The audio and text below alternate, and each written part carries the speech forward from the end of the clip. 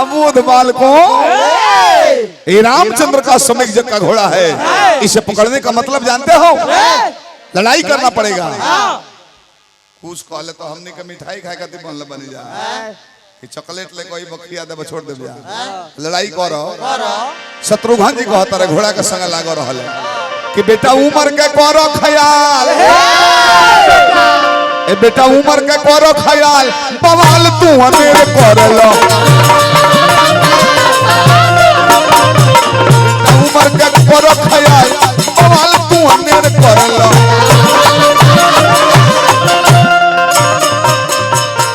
मनो मनो हमार बात तहर कौन होवे जान,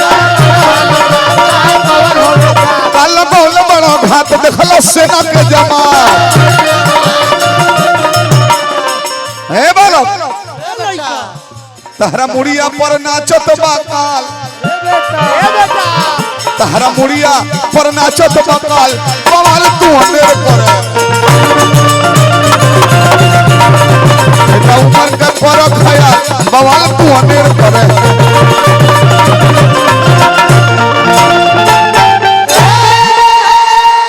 हमारा नाम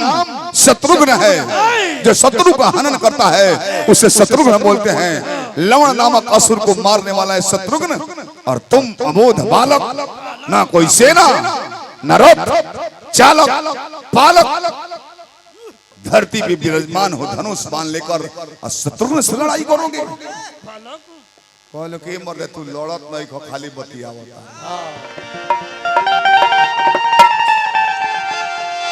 कि झूठा हो के औरत मारा, अरे अपना बड़ैया ये मुदैया सुनह, ए मुदैया सुनह, सोझया के कोरोना लड़ैया, ए मुदैया सुनह।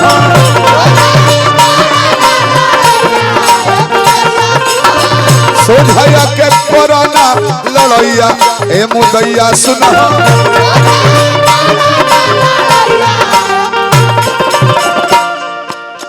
धनुष मानत तानत नहीं खा, बात हमार मानत नहीं खा।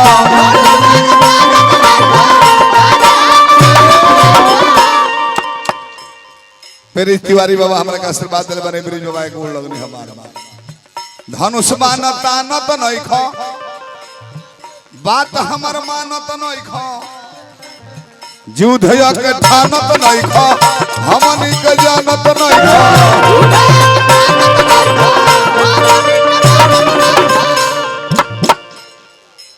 आदर्श तिवारी बाबा आशीर्वाद दिले बने ब्राह्मण परिवार के बार बार पौन लगी बा। हार्दिक शुभकामना। वो माता जी के, वो दादी जी के आत्मा के शांति भगवान दे, यह शुभकामना करें। विरह के परत नहीं खा, हमनी पर चढ़ैया ये मुदैया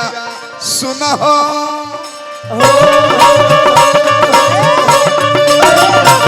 ए मुदैया सुनह, सोझया के कोरोना लड़ैया, ए मुदैया सुनह।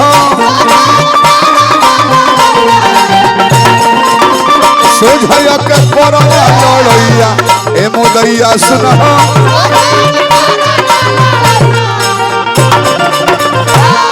खाली बेमतलब के बात बोलता रहो। रण क्षेत्र में आके, लड़ाई में आके धनुष बाण का प्रयोग किया जाता है, जुबान का नहीं, धनुष बाण का प्रयोग। झूठा हूं के बोला तारा, बोले अपन खोला तारा।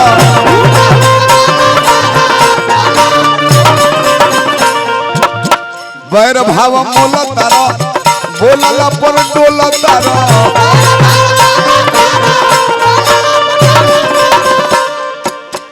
गाना गा के कहे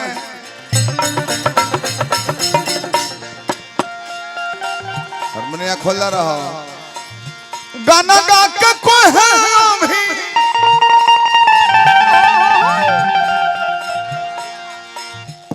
बोला रहा तो नहीं के।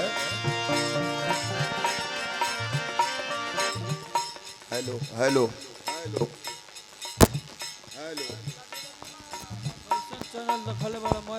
हेलो हेलो वाह वाह। गाना गा के कोहला भी यंतमा गवैया ये मुदैया सुना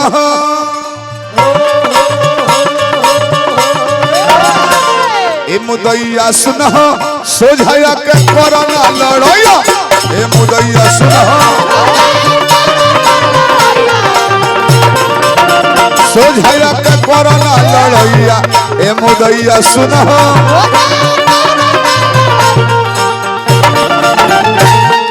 श्रीजीत बाबा की जय। शुभ अष्टयाम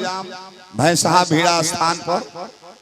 11 तारीख शुरू हुई 13 तारीख पूर्णावती बा।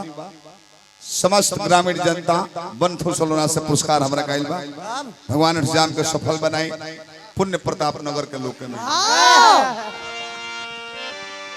अब शत्रुघ्न जी खिसिया गइले करे करे लड़का तने के बुझा तक का कहत रसो आ केकरा से लड़े के बा किरोनमा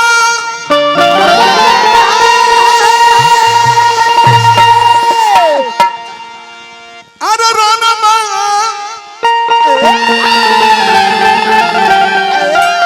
अरे रोन में सोझा बोझा ना सह पैबलो रोन में ए तो सोझा बोझा ना सह पैबलो रोन में सोझा बोझा ना सह पैबलो रोन में दोनों ओर से सनन सनन चले लगल मनवा दोनों ओर से सनन सनन चले लगल मनवा तरह से करे नहीं वीर बलवानवा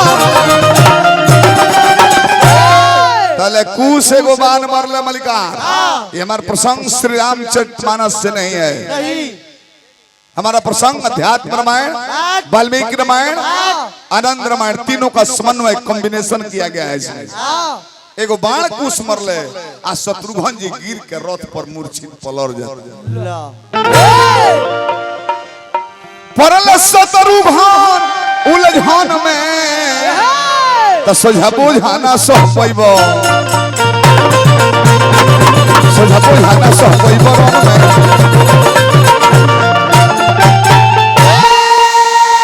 सेना भाग चलल मालिक दूध पूजा के भगवान राम से कहल राम जी आवे के तैयार बने हाला ना भैया हाला ना भगवान कहने कि हम स्वयं लड़ने के लिए जाएंगे। लक्ष्मण जी गोड़ धरले भैया रावण के बेटा त्रिलोक विजेता रावण ऊपर बेटा देवताओं के राजा इंद्र पर विजेता होने वाला मेघनाथ इंद्रजीत के नाम से जाना जाता है। वो करा के हम मरले हो लइकन के मारे रहुआ जाई तो हमारी इज्जत प्रतिष्ठा का रह जाए। हमरा का आशीर्वाद दी भगवान कहने की जा लक्ष्मण जी लड़े गइले हो हवा पहनले कि मेघनाथ के मरले हैं एक ही बान में इनको के मूर्छी सेना भाग चलल भरत जी तैयार भइले जाए खातिर भगवान कहने की भरत दाल में काला बा दुगो हती हती लइका शत्रुघ्न जैसे भाई लक्ष्मण जैसे विजेता को मार कर घाही कर दिए मूर्छित कर दिए। एक और माने दाल में काला नहीं खाए दलिए करिया हो हनुमान संग लग जा बाहरी खबर ली हो सुग्रीव तू रथ पर खड़ा रही इनका संगे संगे दूगो बाण से कोनो बाण मार दी से के संगे गदा से मार दी दिशा परिवर्तन हो जाए। गोइल बालो जब पहुंचल बड़ो रण क्षेत्र में काऊ भगवान समझ के चली जंगल में लोग कुछ घोड़ा बनले रहे लोग तो हनिए का हवा सर बबुआ जी रवा के आई भरत जी दो जने के दशा ना देखनी है अपने भाई लोग दवा भी रहो तन हनुमान जी होशियार आंख बंद कइले कहले कि हे प्रभु राम यदि हम भक्ति कइले होई तो हती हती लइका रवा भाई पर भी जेता एकनी के माई बाप हमरा हृदय में सामने लौकेलू आंख बंद करे देखत रहे कि सीताराम हनुमान जी जान गए कि तब मालिके के लइका होलू ये लो से लड़ल ठीक नहीं खे जान बुझ के बन्हा गइले ब्रह्मास्त्र चलावलो बांध दिहलो एक फेड़ा में हनुमान जी अस्थिर पड़ल बाड़े आइ ने लागो लड़ाई होके धन हजिला छपरा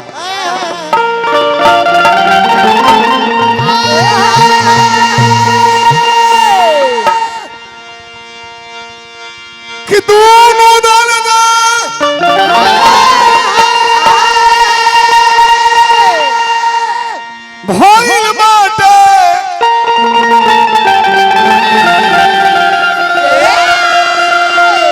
रोना में भीरा नामा जनमा बाची नहीं सनन सनन चलला गोल बनवा अजनवा बाची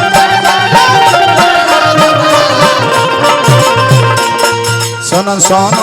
चलला गोल बनवा अजनवा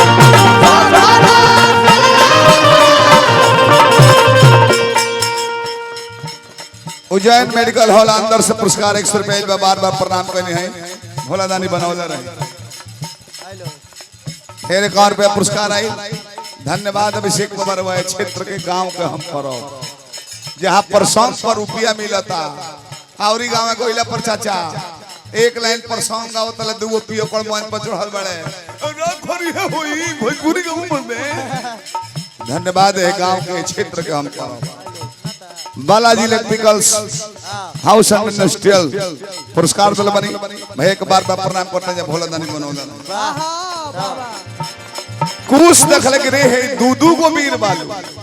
एगो दुमुखी बाण चलौले 2 मुख के एगो भरत जी के लागल 1 मुख से सुग्रीव के आ दोनों जना रथ पर गिर के हो मारी के कूसा अरे कोई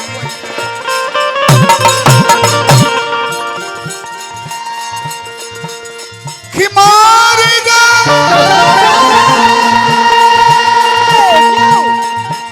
कुसर पहले मूरा छित बदनामा जनमा बाची गिरी बाबा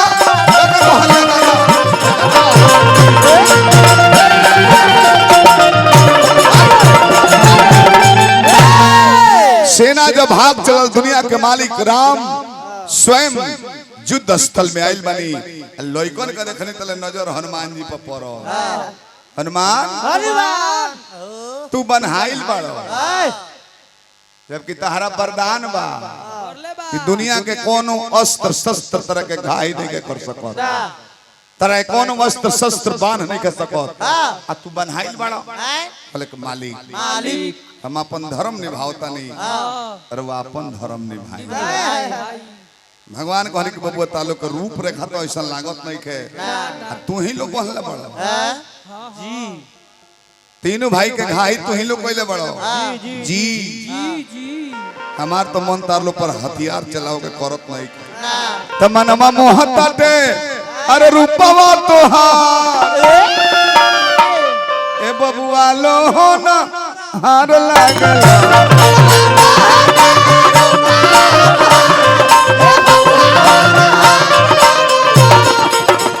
ए मनवा मोहताटे रूपवा तोहार बबुआ लो हो ना हार लागल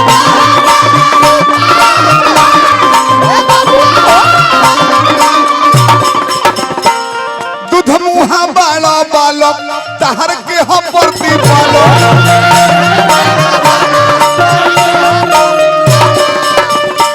नहीं रथ नहीं पालक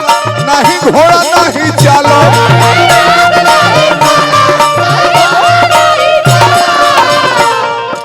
देखे में तो ऊंच कोटि के बुझाता रहो बोलो कौन हटे कुल परिवार बोलो कौन हटे कुल परिवार बबुआ लो हो ना हार लागल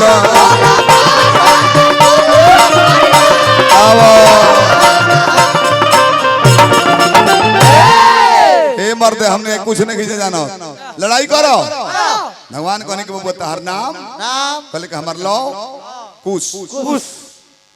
जाति माई कहले भी कि छतरी है जा मानस ने की कहो माई कहले भी कि छतरी है जा बाबूजी के नाम नहीं खींचे जाना माई के कर बेटी है का नाम हो नहीं के पता तपस्विनी है वाल्मीकि जी के चेला है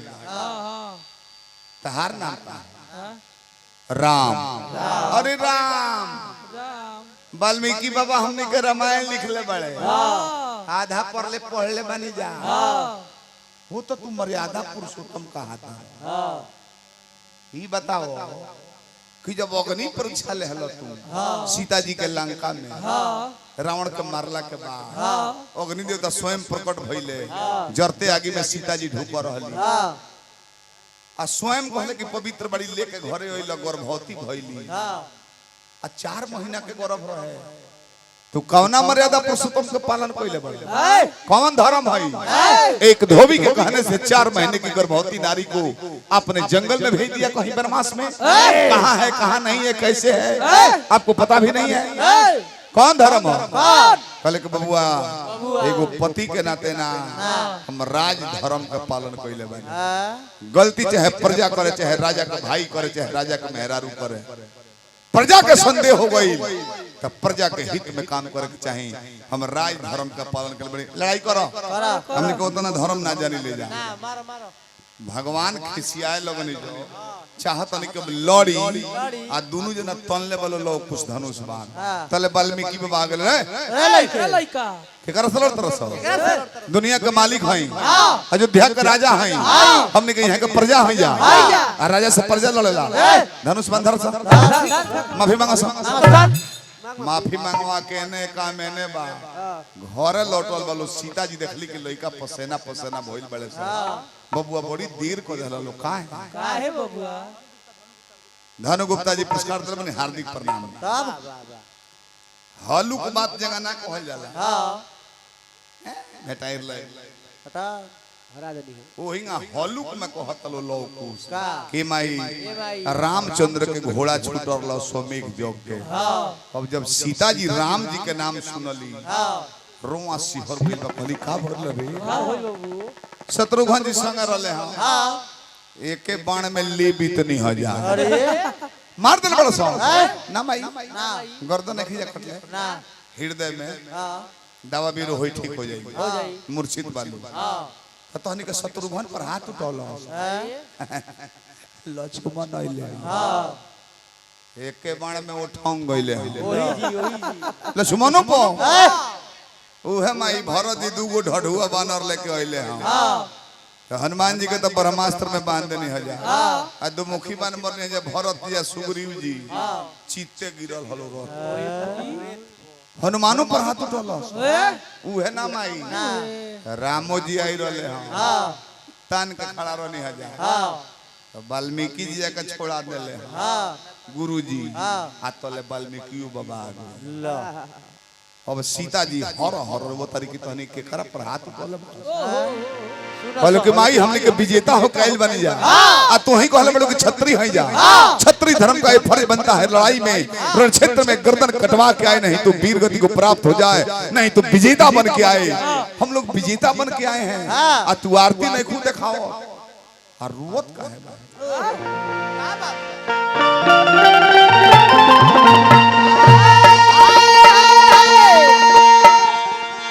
सुना ले जा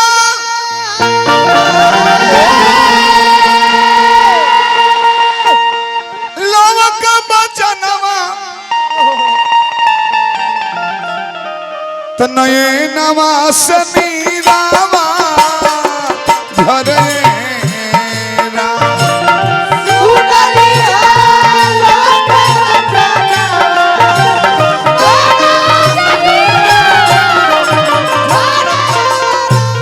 अरे माई बोलबो करबू तो रोवत का है बात तारा केकरा से मोह माया बा लेकिन चुप चुप जाने चाहता नहीं केकरा पर हाथ उठौले पड़ सकता नहीं ओ नहीं कहा वालो सनताना ओ नहीं कहा सनताना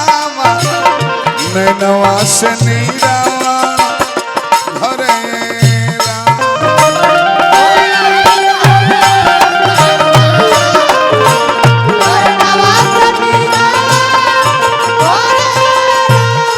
माई तहर मती बुद्धि ठीक बा कि ना तो पागल लखन हो गई हमने के राम कल कहा जा कल के हाँ तो माई एक और माने की अयोध्या के महारानी सीता तू ही हो। कहले कि हाँ तो हतना दिन बाद छुपा कर रखलू आखिर काहे माई आई भइल कैसे?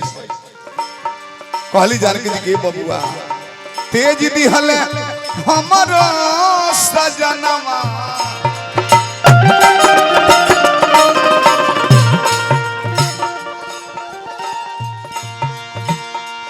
तेज दिहल हमरो सजनवा नैनवा से मीरावा झरे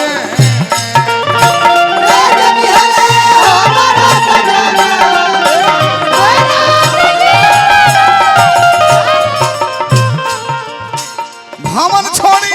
भेज दिहल बानावा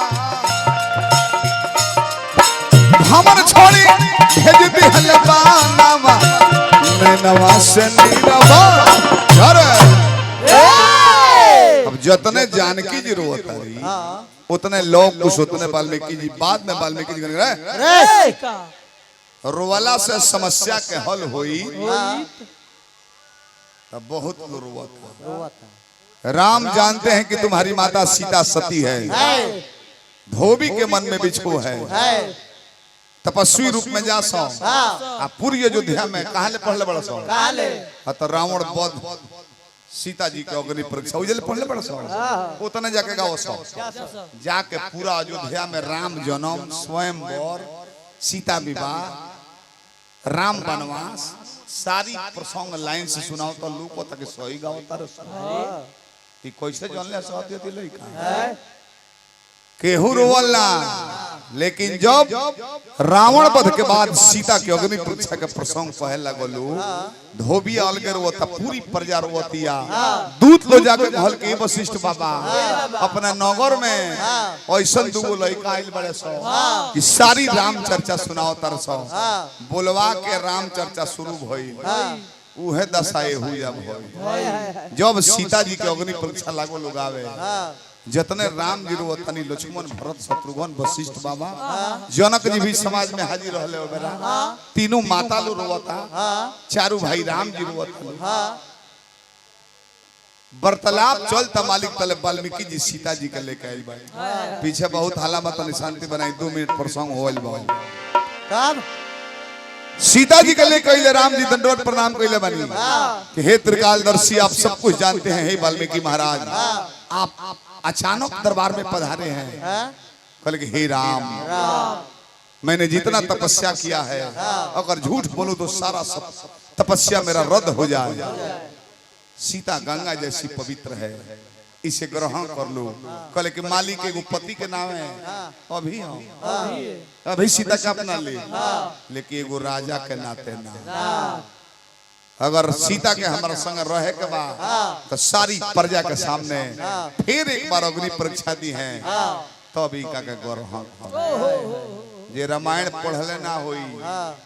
रामानंद सागर जेकरा के सागर के उपाधि दियल बा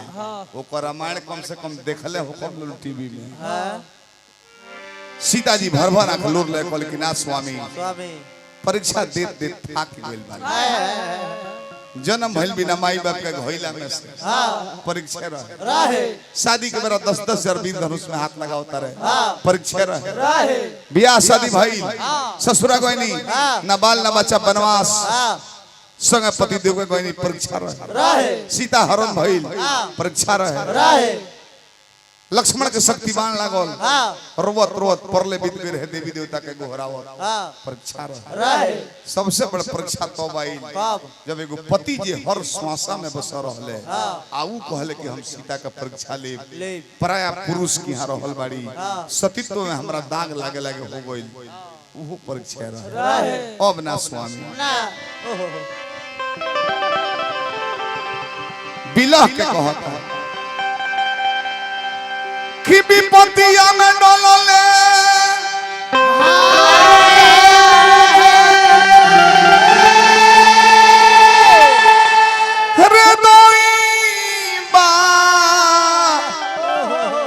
विपत्तिया में डोलले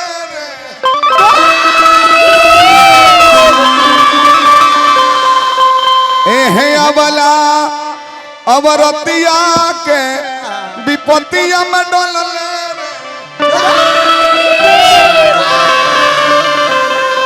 हे धरती माई तोहरे से जन्म ले बानी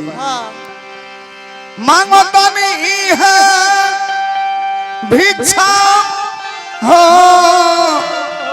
अब थाक कोई नहीं देत दे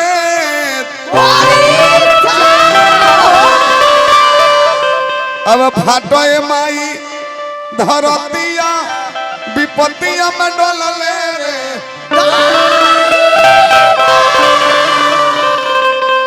बहुत बहुत पुरस्कार भगवान भोलादानी कृपा करी पढ़ लिख के सब सर बनल तब हार्दिक अभिनंदन कल के हे प्रभु जी जिंदगी के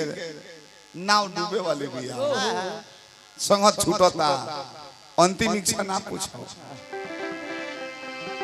कहता नहीं जोड़ी दोनों हाथ ए दोनों बबुअन करा खलीना कहे कि जिंदगी में आइल बा अफतिया विपत्तिया में डोलले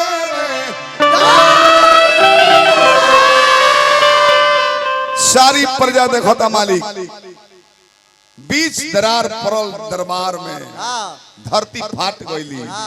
रथ पर बैठल धरती माई निकल निकल के हे बेटी सीता एह लोक में नारी के हमेशा अपमान कइल बा तारा लोहे लायक रोह ने खे गोई जना खाती आइलू वो कार्य पूर्ण हो चुकल बा अब आओ हमरा गोद में समा त धीरे धीरे धरती फाट गईली सीता जग के गोदिया में बहुत बहुत शुभकामना भगवान परिवार के बनौले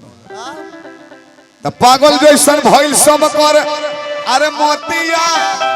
विपत्तिया में डोलले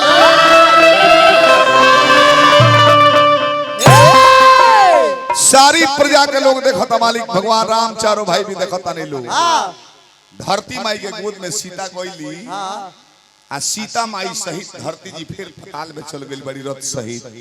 धरती ज्यों के त्यों जुट गइल बा राम जी खिसिया गए धरती की औकात की हमारे सामने हमारी जानकी को लेकर चली जाए जिस धरती को हिल्याक्ष पताल लोक में लेके चला गया था उस धरती को बड़ा है अवतार लेकर हमने पताल से बाहर लाया शेषनाग के मस्तक पर स्थापित किया सृष्टि की शुरुआत फिर से की गई धरती एक बाण में सारे ब्रह्मांड को उथल पुथल कर दूंगा हमारी सीता नहीं तो इस लोक में कोई नहीं ज्यों तक कसका और हाथ बढ़ौले तले कमल के फूल पर विराजमान ब्रह्मा जी दरबार में नहीं राम कल के पितामह कल के नहीं राम जिस कार्य के लिए सीता यहाँ पे अवतार ली थी उसका कार्य पूर्ण हो चुका रोकी मत सृष्टि हमार लिखल है तो जये के समैया आ गईली सीता धरती में समा गईली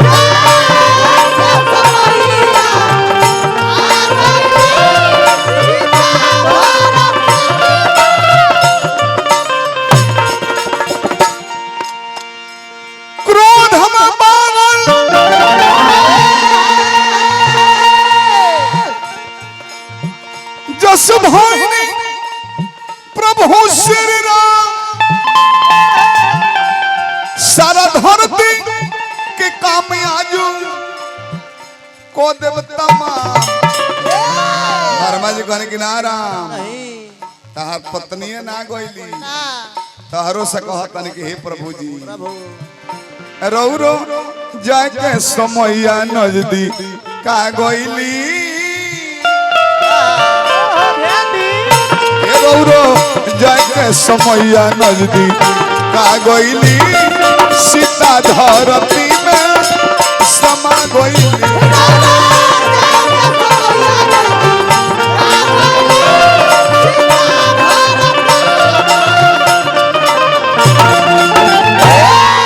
ये प्रसंग गावे के उद्देश्य से ही रहा जगह सीता मैया अपना लोके गईली